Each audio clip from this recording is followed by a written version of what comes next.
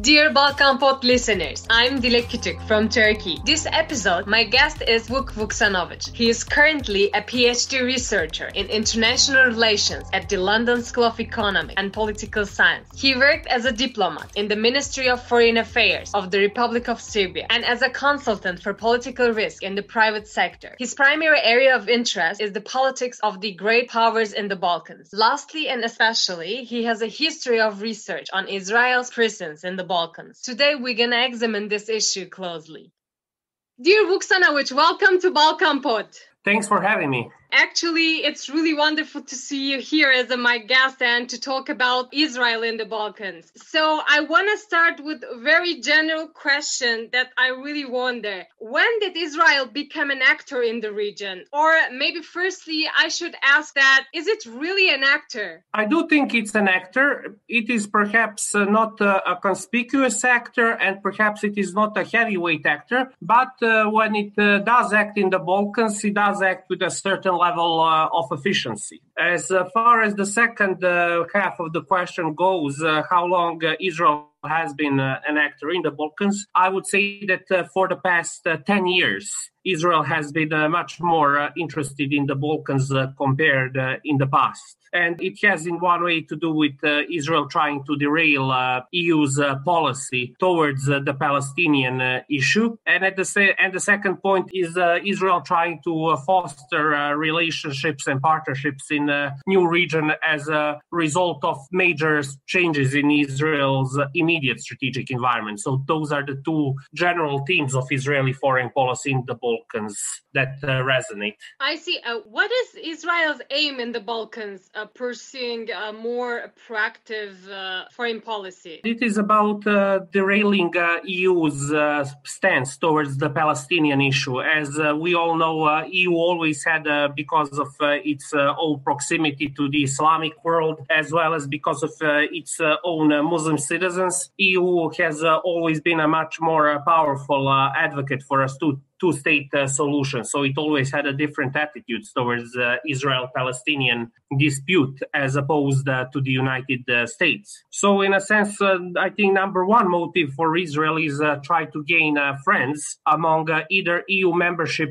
candidates or among EU member states. That way they can sabotage EU having a unified stance on the Palestinian issue. I mean, in 2012, it was able to win some Eastern European countries to abstain when they voted in the UN General Assembly on recognizing Palestine as a non-member state in the UN. And we're also seeing this in the way they try to gain some support for their move of their institutions and embassies from Tel Aviv to Jerusalem. But the second one is much more deeper, much more geopolitical. Ever since the Arab Spring and Israel's spat with Turkey over Mavi Armar incident, Israel believes that its immediate Islamic neighborhood in both Middle East and Eastern Mediterranean is very dangerous. So in order to have some safety policy, insurance policy, it tries to foster partnerships with countries that do not fall in its immediate Islamic periphery. So we have seen Israel trying to develop stronger ties with China, India, Azerbaijan, and now increasingly with countries in southeastern Europe as a result of this change in Israeli national security and foreign policy doctrine. In a sense, I think that this is an expansion of what historically has been labeled the periphery doctrine or Gurion's doctrine, named after the first prime minister of Israel, David Ben-Gurion, who famously said that in order to avoid encirclement by hostile Arab nations, Israel has to make outreach to non-Arab Islamic powers like Shah of Iran and Kemalist Turkey. But given that hostile relationship that Israel has with the mullah regime in Tehran, and given the worsening of relationship between Israel and Turkey for the past 10 years, Israel now has to expand its geographical periphery. And we are seeing this among other places in the Balkans as well. Actually, Israel worried that Kosovo's independence from Serbia might encourage Palestinians to make the same move. Therefore, it didn't recognize Kosovo up to now. But I think something changed on its foreign policy. Could you briefly tell us what changed? Well, they were always stretched, Israel, on the Kosovo issue. On one hand, yes, they could certainly have recognized Kosovo in order to indulge their American great power backer. On the same time, they were probably worried about the implications that the Palestinian issue could have that the Kosovo issue could have on the Palestinian front, and of course some old historical sympathies that Israel and ethnic Jews have towards Serbs and Serbia probably also played a role in the fact that Israel so far hasn't recognized Kosovo. What I do think that it has changed is that we have seen a number of Islamic countries, primarily in the Arab world, now willing to recognize Israel, and we have seen this in case of UAE and Bahrain, and there are of course secret contacts between Israel and Saudi Arabia, and there are also other countries willing to follow the same path. So in a sense, the Palestinian issue is still an important issue for Israel, but it doesn't have this type of punch to it as in the past. So they believe that now they can actually make a much bolder moves than in the past. So and thanks to now former President Trump, Israel has scored big with the White House agreement. It has one country where the majority of the population are Muslims, which has now recognized Israel and which is now willing to open its embassy in Jerusalem, while at the same time Serbia was also a very big score for Israel, because unlike most Western Balkan countries, Serbia always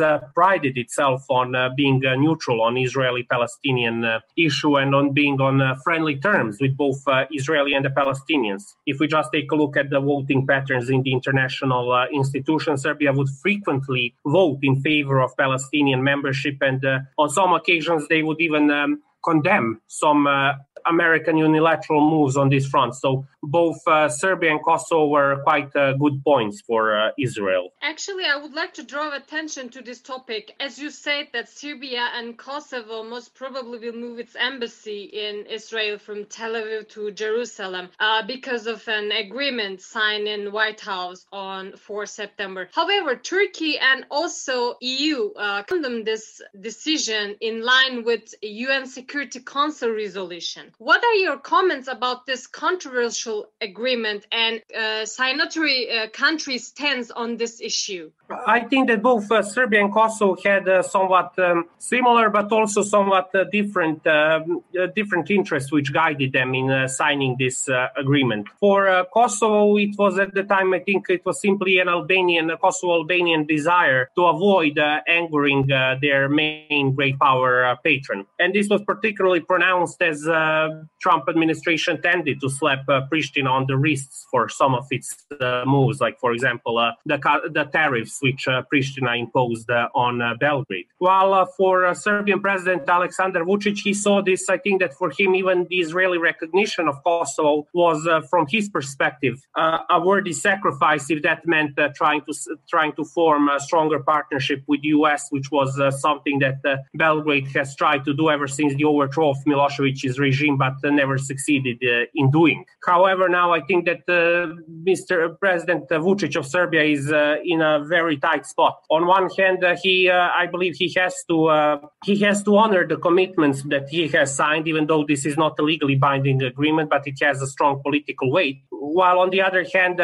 Israel lobby and Israel factor will not bring him the type of open access to the White House that he hoped it would in case of Donald Trump administration. The best thing that he can get is eventually some political protection from Israeli pressure groups in hope that they can at least ameliorate some of the potential pressures that Biden administration is almost certainly going to exercise against him. I see. Do you think that Israel's interest varies from country to country in the region? which are the most important states for Israel economically and strategically? Because recently we are only talking about Kosovo. Maybe the rest of the Balkans also important for Israel. Every country can be important for Israel. I mean, if there is a good opportunity for bilateral collaboration in various economic areas, or in case these countries are reliable. If their countries are reliable in, for example, in collaborating in combating transnational Islamic terrorism. However, I think that the two countries which are most important for Israel are Greece and Cyprus in southeastern Europe. Although these countries are not important for Israel just on the count of the fact that they are southeastern European countries, but on the count of the fact that they are Eastern Mediterranean countries. And we have seen that the energy partnership as well as the maritime security partnership between Cyprus, Greece, and Israel is strengthening, obviously as a product of fear that these three countries have vis-a-vis Turkey and its growing strategic clout in the Eastern Mediterranean. So if I were to explicitly name the countries which are most important for Israel, I would certainly go for these two. Maybe you would not agree, but I would like to ask that. Erdogan's congratulatory letter to Albin Kurti and Netanyahu's letter was published by media channels at the same day. Therefore, I feel like there is an attempt to create competition between Turkey and Israel in the Balkans. Also, you mentioned that Greece and Eastern Mediterranean issue is very crucial. What are the pros and cons of Israel's role in the Balkans for Turkey? I think that I'm not quite sure that there will be that much pros for Turkey. I do think that Israel will probably act frequently as a diplomatic and political lobby player, trying to lobby vis-a-vis local nations against Turkey. What I expect might be the problem is that we already have three opposed blocs in the Middle East. The one is between Israel and the Sunni Arab states. The third one is the one focused around Iran, the Shia axis. And the third one is the so-called Muslim Brotherhood partnership between Turkey and Qatar. And I think that what this is also a very big part of the process is that this opening of Israel towards the Balkans is also corresponds both with the normalization in relationship between Israel and the UAE. And we all know that UAE is a very important partner already for many countries in the Balkans. What I do expect is that frequently we will be seeing perhaps behind the closed doors and behind the curtains scenes where in pairing, on one hand, Israel and the UAE, and on the other hand, Turkey and Qatar would probably frequently lobby with the local nations, don't accept investments from the other pair because they might increase their political influence, or don't vote in the international organizations the way Turkey wants, vote in our favor. So this type of small, behind closed doors, diplomatic and political tit for tat is possible in light of Israel's new policies and in light of the White House agreement. I'm wondering your opinion as to how Israel can build the capacity to achieve a robust presence in the Balkans. What are the mechanism or soft power instrument that Israel can use? I'm not quite sure that Israel wants to achieve a robust presence in the Balkans. I don't even think it has the capacity. Israel wants to be present in the Balkans just enough to ensure that it has an open political door to the local governments, and just enough to ensure that its interest on issues like the Palestinian dispute or combating jihadi terrorists or Iran for that matter are open there. Israel will try to seize any opportunity. I mean, there are whole sets of economic collaboration areas, like for example agriculture, hydro energy, clean energy, startup industries, military sector, construction, agriculture. These are all areas that are interesting for both Israel and the local nations. And from the standpoint of local nations, if you collaborate with a small country, but which is a heavyweight in many of these areas, you can only perhaps score some good points. And as far as the soft power part of your question goes, I think that there is one if we leave aside all of those traditional instruments, public diplomacy, cultural diplomacy, which are all part of the traditional diplomatic toolkit. I think that there is a very specific soft power element to this Israeli push towards the Balkans, is that every ethnic group in the Balkans, almost everyone, I think that even goes for Serbs, Albanians, Macedonians, Montenegrins, each one of them believes that they can be Israel of the Balkans, a small nation, but that can sustain vis-a-vis its the neighbors that encircle it through a strong sense of social and national cohesion and through good strategic thinking. I mean, this is perhaps wishful thinking and a bit far-fetched analogy, but I think that there is always this emotional soft power element if we talk about soft power in specific terms. Dear Vuksanovic, thank you very much for being here. I hope it was a good and great discussion for our listener. I'm very happy to meet you. Just for now, I want to say goodbye. Thank you. It was a pleasure. Dear listeners, see you next week, same day and same time.